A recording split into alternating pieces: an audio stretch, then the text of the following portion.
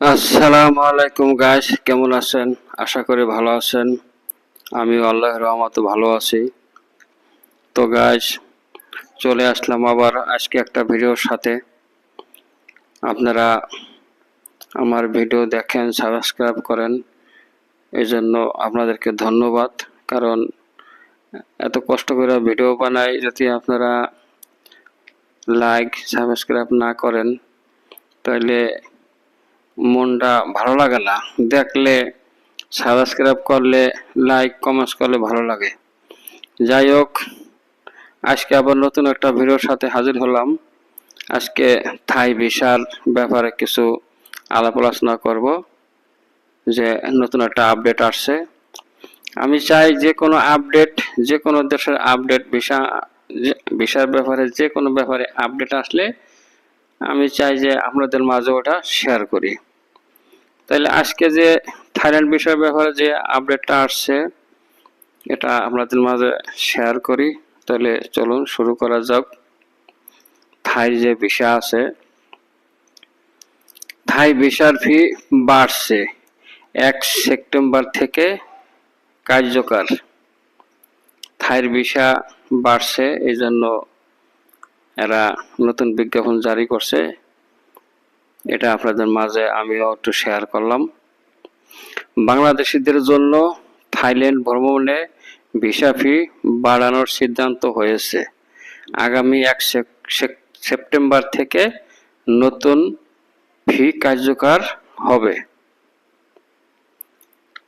ঢাকার Royal Thai দূতাবাস তাদের ফেসবুকে ই-ভিসায় নতুন ফি বাড়ানোর কথা জানিয়েছে। এতে বলা হয়েছে, 31 আগস্ট 2025 পর্যন্ত যারা ভিসার ফি পরিশোধ করবেন তারা পুরনো ফির আওতায় থাকবেন। তবে 1 সেপ্টেম্বর থেকে 1 সেপ্টেম্বর পর থেকে সব আবেদনকারীকেই নতুন ফি অনুযায়ী অর্থাৎ পরিশোধ করতে হবে। এক্ষেত্রে নতুন ফি অনুযায়ী সিঙ্গেল ট্রানজিট ভিসার ফি 3,600 টাকা, ডাবল এন্ট্রি 7,200, ট্যুরিস্ট ভিসা 4,500 টাকা, মাল্টিপল ট্যুরিস্ট ফি 22,500 টাকা। 1 বছরের নন ইমিগ্রেশন ভিসায় 22,500 টাকা নির্ধারণ করা হয়েছে। এ ছাড়াও এক্স ডেস্টিনেশন থাইল্যান্ড ভিসা ও লং টার্ম রেসিডেন্ট এলটিআর ভিসার ফি আগের চেয়ে অনেক বেশি নির্ধারণ করা হয়েছে। এইগুলা ছিল নতুন আপডেট থাইল্যান্ডের ব্যাপারে। এগুলা আমাদের সবারই জানা উচিত, জানার দরকার, তাই আমি নিয়ে আসলাম।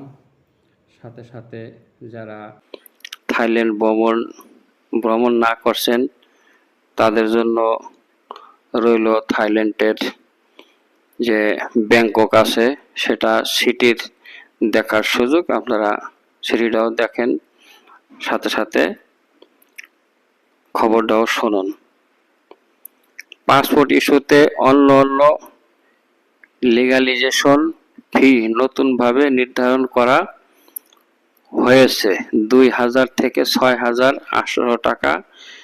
দূতাবাস জানিয়েছেন 1 সেপ্টেম্বর থেকে নতুনভাবে অনলাইন পেমেন্ট সিস্টেম চালু করা হচ্ছে।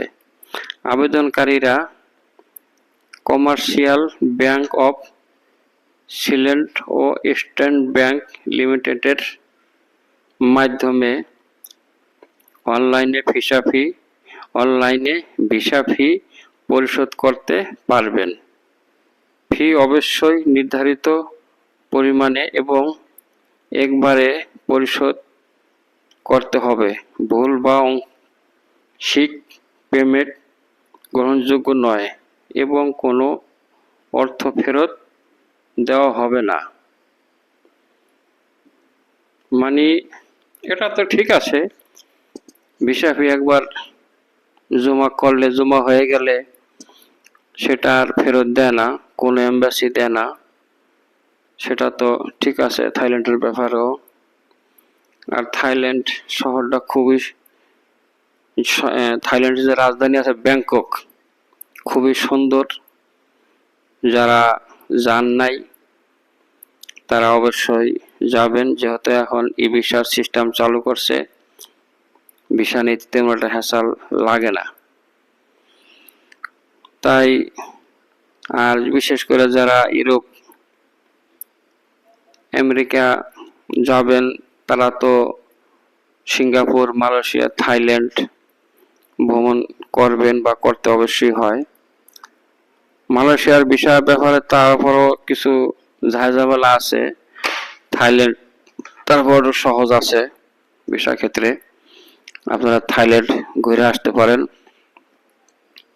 তারপরে থাইল্যান্ড থেকে মালয়েশিয়া, সিঙ্গাপুর, ভিয়েতনাম এগুলা আগে ঘোরেন, ঘোরার পরে তারপরে এদিকে শ্রীলঙ্কা,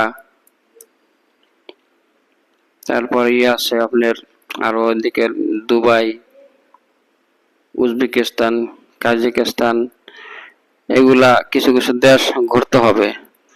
আমরা করি কি, হুট করিয়া দালাল মনে করেন টাকা দিয়ে হেলাই 15 লাখ, 10 লাখ, 20 লাখ, এগুলা না দিয়া আপনারা নিজে নিজে করেন ভাই, নিজে নিজের একটু ঘোরেন, নিজে একটু ঘোরার অভিজ্ঞতাও হবে। আপনারা একটু আশেপাশে যে দেশগুলো আছে আমাদের, ইন্ডিয়া, নেপাল, শ্রীলঙ্কা, এই যে তারপরে যে আরো অন্যান্য আইল্যান্ড আছে, তারপরে আমাদের এই নেপাল তো আছেই, এদিকে সিঙ্গাপুর, মালয়েশিয়া, এই সমস্ত ঘোরেন, ঘুরলে আপনার দেখা যাবে অভিজ্ঞতাও হলো আর পাসপোর্টটাও ভারী হলো। তারপর আপনি নিজে নিজে ভিসা লাগাই যান।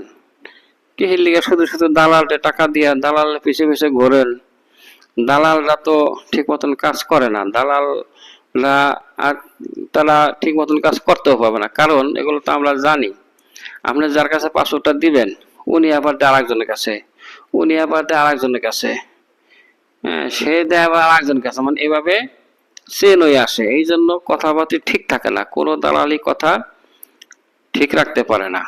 অনেকে মনে করে, অনেকে আবার ভুয়া দালাল আছে, টাকা নেয়, টাকা পয়সা নিয়ে ভাই পাসপোর্টটা ফালাইতে দেওয়ার মধ্যে ফালাই দিয়া কয় ভাই আপনাদের কাগজপত্র হইতে আছে, এইটা হইতে আছে, ওইটা হইতে আছে, টাকা দেন, পয়সা দেন, যে ভিসা আসছে। অনেক সময় দেখা গেছে 2 নম্বর ভিসা লাগাই থাকে, দেখাই ঠাইয়া টাকা পয়সা নেয়।